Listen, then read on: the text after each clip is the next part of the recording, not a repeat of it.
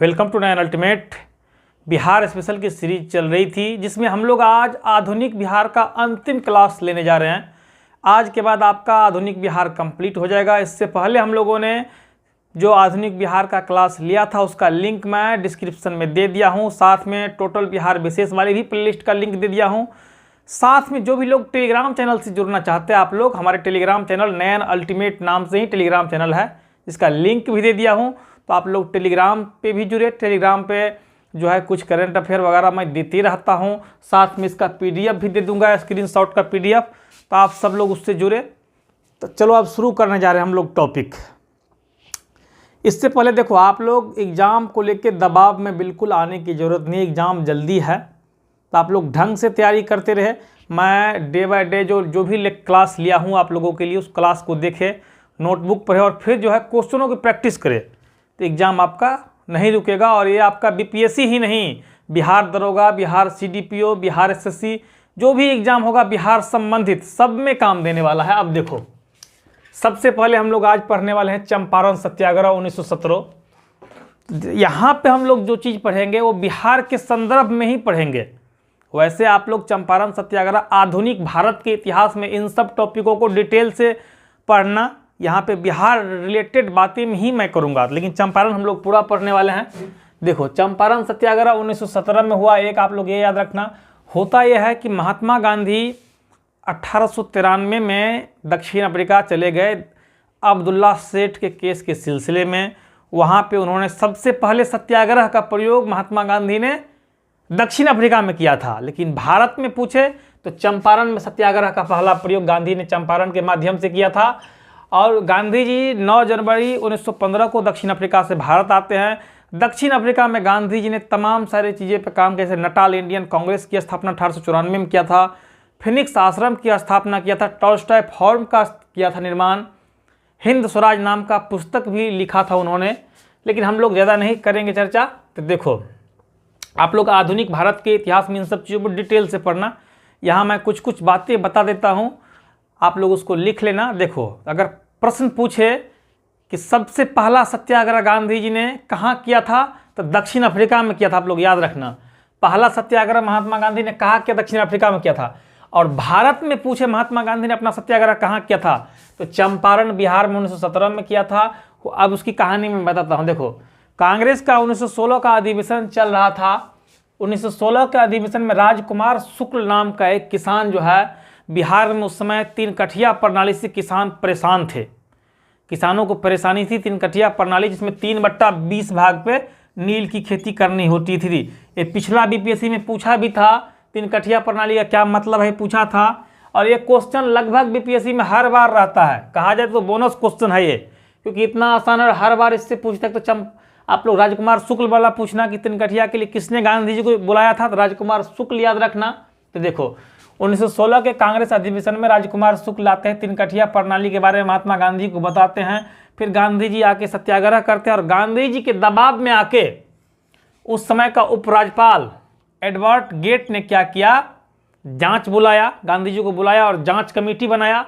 और कमेटी का नाम आप लोग याद रखना, कमेटी का नाम इंपॉर्टेंट है, चंपारण एग्रेनियन समिति नाम था। इसके जो है सदस्य गांधी जी को ही बनाया गया।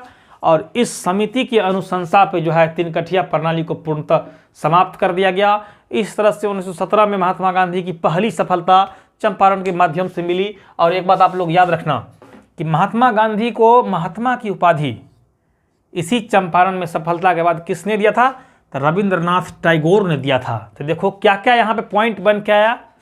एक तो पहला क्वेश्चन आपको दिमाग में बैठा लेना है कि महात्मा गांधी ने सबसे पहले सत्याग्रह का प्रयोग कब किया, तो दक्षिण अफ्रीका में किया था। भारत में कब किया था, तो 1917 में चंपारण के माध्यम से किया था।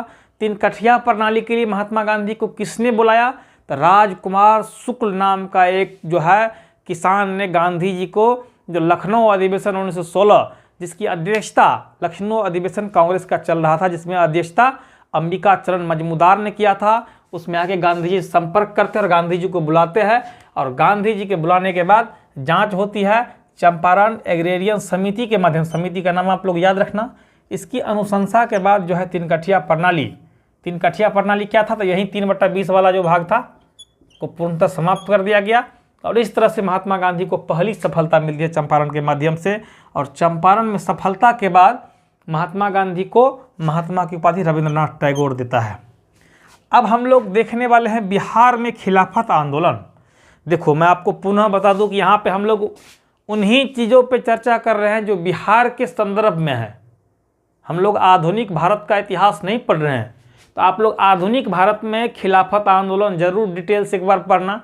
तो उसमें जो है हम लोग अभी जो देखेंगे बिहार के संदर्भ में ही देखेंगे। मैं पुनः बता रहा हूँ, देखो तो बिहार में खिलाफत आंदोलन में क्या होता है कि फरवरी 1919 में पटना में इमाम हसन या हसन इमाम, फरवरी 1919 में पटना में हसन इमाम की अध्यक्षता में एक सभा बुलाया गया और सभा में खलीफा के प्रति मित्र राष्ट्रों द्वारा उचित व्यवहार के लिए बात किया गया। लेकिन होता यह है कि 30 दिसंबर 1919 को शांति समारोह का जो है बहिष्कार कर दिया हसन इमाम ने।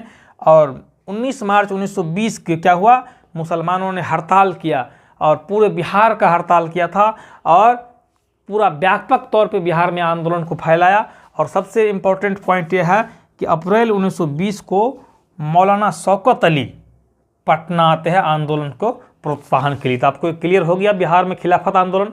आधुनिक भारत वाली में आप लोग जाग के जरूर एक बार डिटेल से देखना, या नहीं तो गूगल कर लेना, नहीं तो कोई भी बुक होगा अभी के अभी आप लोग क्लियर करते हो। जैसे बिहार में हम लोगों ने अभी खिलाफत देखा, तो एक बार आप लोग आधुनिक भारत का जिसके पास बुक होगा वहाँ पे आप लोग एक बार खिलाफत पढ़ो और बिहार वाली जो मैंने समझा उससे रिलेट करो चीज़ों को। देखो बिहार में 2-3 चीज़ याद रखना है। एक तो हसन इमाम याद रखना, ठीक है, इसके बाद जो है ये याद रखना मौलाना शौकत अली।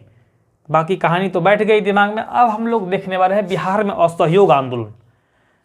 तो भारत में असहयोग आंदोलन की शुरुआत जो है नागपुर अधिवेशन के माध्यम से महात्मा गांधी 1 अगस्त 1920 को करता है। लेकिन यहाँ पे बिहार में बात किया जाए तो राजेंद्र प्रसाद की अध्यक्षता में बिहार प्रांतीय सम्मेलन का 12वां अधिवेशन भागलपुर में हो रहा था। इसमें असहयोग आंदोलन का समर्थन दिया गया और असहयोग आंदोलन के समय प्रिंस ऑफ वेल्स के पटना आगमन पर जो है विरोध किया गया, हड़ताल किया गया। अब देखो असहयोग आंदोलन के प्रचार और हिंदू मुस्लिम की एकता को बढ़ाने के लिए मजहरुल हक ने सदाकत आश्रम के माध्यम से दी मदरलैंड नामक अखबार का प्रकाशन किया। तो ये पॉइंट आपको याद रखना है। एक तो सीधा पूछ देगा कि द मदरलैंड अखबार का प्रकाशन किसने किया था, बिहार में असहयोग आंदोलन किसकी अध्यक्षता में किया गया, तो राजेंद्र प्रसाद की अध्यक्षता में बिहार प्रांतीय सम्मेलन का 12वां अधिवेशन भागलपुर में चल रहा था। इसमें असहयोग आंदोलन का समर्थन दिया गया और असहयोग आंदोलन के समय प्रिंस ऑफ वेल्स के पटना आगमन का जो है विरोध किया गया। तो आपको ये भी पॉइंट क्लियर हो गया होगा। अब हम लोग देखो स्वराज पार्टी बिहार में पढ़ने वाले हैं। देखो भारत में यदि बात किया जाए तो स्वराज पार्टी की स्थापना कैसे हुआ, को गया अधिवेशन 1922 जो कि बिहार में ही हुआ था, कांग्रेस पार्टी का अधिवेशन था, जिसकी अध्यक्षता CR दास कर रहे थे। और विधानसभा चुनाव में भाग लेने के लिए विवाद होता है और इसमें CR दास और मोतीलाल नेहरू दोनों क्या करते हैं, इस्तीफा देते हैं। और इस्तीफा देने के बाद क्या हुआ कि 1 जनवरी 1923, आपको ये डेट याद रखना, 1 जनवरी 1923 को कांग्रेस खिलाफत स्वराज पार्टी की स्थापना करते हैं और आगे चल के इन्हीं का नाम जो है क्या हो जाता है, स्वराज्य पार्टी। आप लोग याद रखना, इन्हीं का नाम स्वराज पार्टी कर दिया जाता है। और स्वराज पार्टी के देखो सचिव की बात किया जाए तो मोतीलाल नेहरू थे देश स्तर पे और अध्यक्ष CR दास थे। तो इसको जरूर आप लोग लिख लो, अध्यक्ष CR दास और सचिव मोतीलाल नेहरू। अब देखो बिहार में ये पिछला 65वीं BPSC में पूछा गया था कि बिहार में स्वराज पार्टी का गठन किसने किया था। तो आप लोग यहाँ पे देखो देख रहे हो नयन अल्टीमेट के माध्यम से वीडियो, तो आपका तो प्रश्न पूछेगा तो कभी गलत नहीं होगा, क्योंकि मैं एक एक पॉइंट पे चर्चा कर रहा हूँ, एक एक चीज़ को नहीं छोड़ा हूँ। साथ में आप लोग एक बार नोटबुक जरूर, कोई भी किताब से आप लोग एक बार पढ़ ले, इसका भी नोट बना ले और देखो आपका सिलेक्शन कैसे नहीं होता। बिहार स्पेशल से खास के मैं दावा करता हूँ कि जो चीज़ मैं पढ़ाता हूँ आपके दिमाग में बैठ जाता होगा। एक तो पहली बात है कि मैं कोई आलतू फालतू बात यहाँ पे नहीं बोलता हूँ। आप लोग देखो आजकल तो पता है कि यूट्यूब पे क्या होता है, लोग पढ़ाते कम हैं और कुछ से कुछ इधर उधर की बातें ज़्यादा करते हैं। कुछ लोग अच्छे काम भी कर रहे हैं यूट्यूब पे, बाकी कुछ लोग तो सिर्फ सब्सक्राइबर बढ़ाने के लिए थोड़ा सा आपको कोर्स पढ़ाता है और फिर आके बोल देगा कि एप्लीकेशन पे आओ, इतने रुपए का कोर्स है, और उसको ज्वाइन करो। लेकिन हमारे पास ऐसा नहीं है, आपको हमेशा और हमेशा फ्री में दिया जाएगा, आप लोग बस हमसे जुड़े रहे। अब देखो, बिहार में मैं बात कर रहा था स्वराज पार्टी के बारे में, तो बिहार में स्वराज पार्टी का गठन पिछला बीपीएससी में पूछ दिया था, श्री कृष्ण सिंह के द्वारा किया गया। बिहार केसरी श्री कृष्ण सिंह के द्वारा बिहार में स्वराज पार्टी का गठन किया गया। आप लोग पूछना, किसी अच्छे अच्छे लड़कों को नहीं आता रहता है। बिहार में स्वराज पार्टी का गठन श्री कृष्ण सिंह ने 65वीं बीपीएससी का क्वेश्चन है। एक एक दो दो नंबर आपके सिलेक्शन में बेहद ही महत्वपूर्ण योगदान देने वाला है। एक एक दो दो नंबर से जो लोग चुकेंगे उसका सिलेक्शन नहीं होगा। और आप लोग अपना टारगेट इस बार 110 लेके चले। सिलेक्शन मुझे पता है कि कम पे होगा, लेकिन फिर भी टारगेट बना के चलो। अच्छा, अब देखो, बिहार में स्वराज पार्टी का गठन फरवरी 1923 में श्री कृष्ण सिंह द्वारा किया गया। और अध्यक्ष पूछ देगा बिहार में तो नारायण प्रसाद थे और सचिव अब्दुल बारी थे। सचिव बिहार में अब्दुल बारी और अध्यक्ष नारायण प्रसाद। और भारत में पूछेगा स्वराज पार्टी का अध्यक्ष कौन था, तो CR दास अध्यक्ष ये था, और सचिव मोतीलाल नेहरू। तो उम्मीद करता हूँ ये वाला आपको समझ में आ गया होगा। जल्दी से आप लोग स्क्रीनशॉट ले, फिर मैं आगे बढ़ता हूँ। अब हम लोग देखने वाले हैं बिहार में साइमन कमीशन का आगमन कैसे हुआ था। देखो, तो जो साइमन कमीशन है वो 1927 में आया था। आप लोग मैं बार बार कह रहा हूँ कि आधुनिक भारत वाले इतिहास में आप लोग केंद्रीय स्तर वाला जरूर देखें, जिसमें लाला लाजपत राय ने विरोध किया था, जिसके कारण डंडे से मारने के कारण उसकी मृत्यु हो गई थी। तो देखो, साइमन कमीशन की बात क्या है, तो मॉन्टेग्यू चेम्सफोर्ड 1919 की प्रगति की जाँच करने के लिए आया, और चूंकि 2 साल पहले आ गया, और ये क्या हुआ था, ब्रिटिश संसद और वायसराय लॉर्ड इरविन ने सर जॉन साइमन की अध्यक्षता में ये कमीशन आया था, इसलिए से साइमन कमीशन कहा गया। और इसमें 7 सदस्य थे और सातों के सातों अंग्रेज थे, इसीलिए इसे व्हाइट मैन कमीशन भी कहा गया है। तो आप लोग याद रखना। अब देखो, साइमन में हम लोग देखेंगे बिहार में इसका किसने किया था विरोध, तो बिहार में अनुग्रह नारायण सिंह ने 12 दिसंबर 1928 को जो है इस आयोग का विरोध किया था पटना में। और विरोध प्रदर्शन में काले झंडे वगैरह दिखाया गया, और उसके कारण जो है बहिष्कार हड़ताल वगैरह किया गया। तो आप लोग याद रखना, साइमन कमीशन का याद रखना। बिहार हम लोग यहाँ पे पढ़ रहे हैं, बिहार में किसने विरोध किया था, तो अनुग्रह नारायण सिंह ने विरोध किया था। कब किया था, तो 12 दिसंबर 1928 को, ठीक है, पटना में। आप देखो, सविनय अवज्ञा आंदोलन पढ़ने वाले हम लोग। तो देखो, सविनय अवज्ञा आंदोलन का प्रस्ताव वैसे बात किया जाए तो लाहौर अधिवेशन 1929 में जवाहरलाल नेहरू की अध्यक्षता में लाया गया। और 12 मार्च 1930 को क्या हुआ, गांधी जी ने 78 सहयोगियों के साथ जो है साबरमती से दांडी के लिए यात्रा करते हैं, और 6 अप्रैल को वहां पहुंच के नमक बना के इसका विरोध करते हैं। तो आप लोग याद रखना, एक तो पहला पॉइंट याद रखना, कई बार ये भी पूछता है, 24 दिनों की कुल यात्रा किया था, और कहां से कहां तक यात्रा किया था, तो साबरमती से दांडी तक। पिछला बीपीएससी में पूछ दिया गया था कि यात्रा की शुरुआत कहां से किया था, तो साबरमती से शुरू किया था और दांडी पहुंचा था, ठीक है। और बिहार में जो है, चूंकि समुद्र बिहार में चूंकि समुद्र नहीं है, इसलिए 6 अप्रैल 1930 को नमक सत्याग्रह की तिथि तय की गई।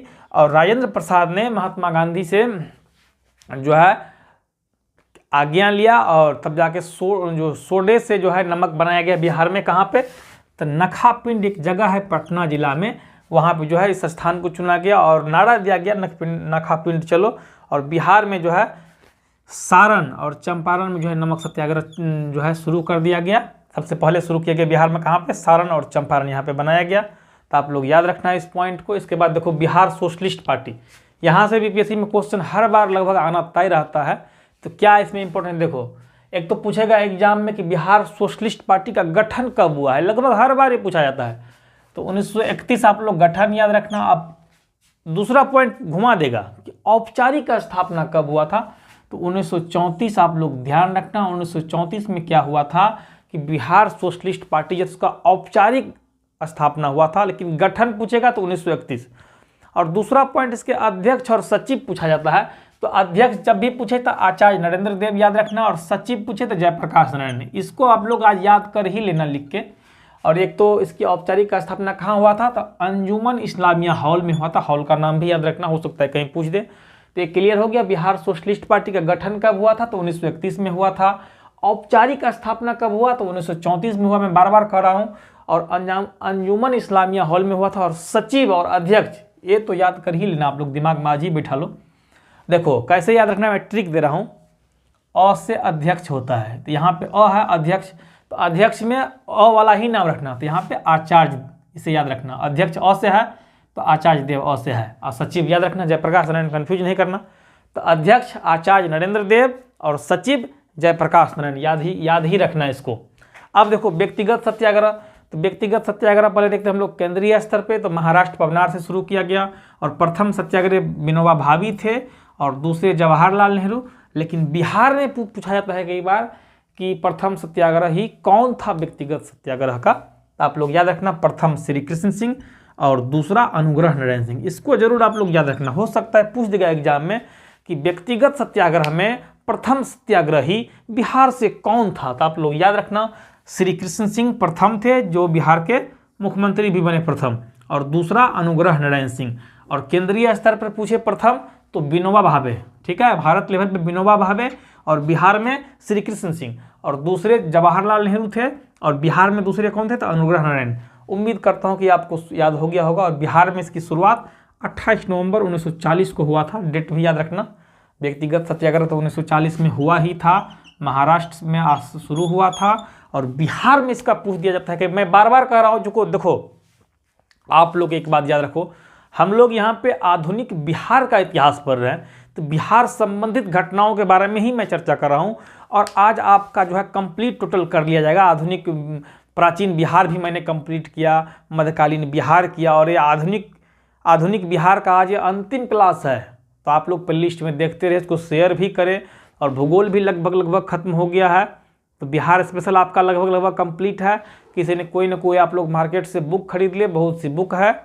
अगला बार से होगा तो अपना नयन अल्टीमेट प्रकाशन से भी बुक निकाला जाएगा, मैं अगले बार सोच रहा हूँ ऐसा। लेकिन अभी आप लोग कोई मार्केट से अच्छी बुक खरीदे, एक से एक बुक है, और उसको पढ़े, और साथ में जो टॉपिक में दिक्कत आता है तो एक बार 2 बार वीडियो भी देखें, ताकि समझ को बढ़ा सके आगे। अब देखो भारत छोड़ो आंदोलन अंतिम आंदोलन है ये आज़ादी के क्रम में। देखो तो 8 अगस्त 1942 को जो है कांग्रेस कार्य समिति में भारत छोड़ो आंदोलन का प्रस्ताव स्वीकार किया गया वर्धा में, और अबुल कलाम आज़ाद ने इस भारत छोड़ो आंदोलन का प्रारूप तैयार किया था। याद रखना, एक कंफ्यूज नहीं करना, कई लोग महात्मा गांधी मार देगा, लेकिन इसके प्रारूप अबुल कलाम आज़ाद ने तैयार किया था। और महात्मा गांधी ने इसमें नारा दिया था करो या मरो। तो ये भी कई बार पूछा जाता है कि भारत छोड़ो आंदोलन 1942 याद रखना, करो या मरो किस आंदोलन के दौरान महात्मा गांधी ने नारा दिया, तो भारत छोड़ो आंदोलन, इसको याद रखना, ठीक है। अब देखो ब्रिटिश सरकार ने क्या किया, ऑपरेशन 0 आवर के तहत गांधी जी समेत जवाहरलाल नेहरू और अन्य कई नेताओं को 9 अगस्त 1942 को गिरफ्तार कर लिया गया, ठीक है, गिरफ्तार कर लिया गया। उधर बिहार में जो है राजेंद्र प्रसाद को पटना के जिला अधिकारी WC आर्चर ने क्या किया, गिरफ्तार कर बांकीपुर जेल भेज दिया। साथ में अन्य नेताओं को भी पकड़ रहे, श्री कृष्ण सिंह हो गया, अनुग्रह नारायण बाबू, तमाम सारे लोगों को पकड़ लिया। लेकिन एक अजीब घटना पटना में घट दी है। 11 अगस्त 1942 को क्या होता है, कुछ राष्ट्रवादी युवाओं ने क्या किया, बिहार विधानसभा में की इमारत पर राष्ट्रीय झंडा फहराने का प्रयास किया, जिसमें क्या हुआ, यहीं पे जिला अधिकारी WC आर्चर ने क्या किया, गोली चलाने का आदेश दे दिया, और 7 शहीद हो गए थे। तो आप लोग प्लीज़ 7 शहीद का नाम जरूर देख लेना। यहाँ पे जगह की अभाव थी थोड़ी सी, आप लोग जरूर यहाँ पे देखो, मैं वीडियो में इंपॉर्टेंट पॉइंट बताता हूँ, इसलिए आप लोग बुक का सहारा जरूर ले, क्योंकि जो लोग पहली बार पढ़ते हैं समझ नहीं है, ताकि आपको एक दायरा पता चल सके, इसीलिए वीडियो में यही बताया जाता है।